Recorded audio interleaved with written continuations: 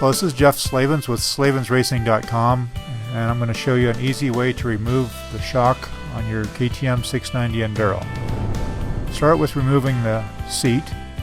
Then the next step is to remove the left rear grab handle, and you do that by removing the two Torx bolts. Then you need to remove the bolt at the front of the left side panel, the little orange side panel, and then lift that side panel up so you have access to the top muffler hanger bolts. And I prefer to remove the two top ones as opposed to the two below them. It's just easier.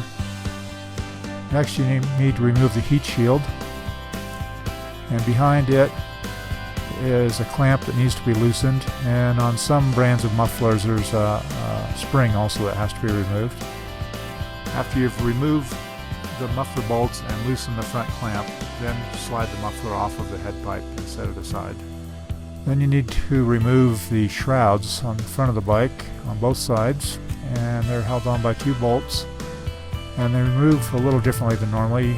You would normally pull those straight out, but on these bikes you slide them straight up. So straight up in the air is how they come off. After that, you need to remove the bolts on the rear subframe. The first one is right below the header pipe. Some people call the subframe the fuel cell. And then the other one is right behind the triangulated part of the frame. After that, you can lift up the subframe. The bolts on the top of it do not have to be loosened. They're designed to pivot. And when you have it straight up in the air, you can use a hammer handle or whatever you have that's long to put up under there to hold it straight up in the air while you loosen the shock bolts, which is the next step. You need to loosen the top shock bolt, then the bottom shock bolt, and remove them both.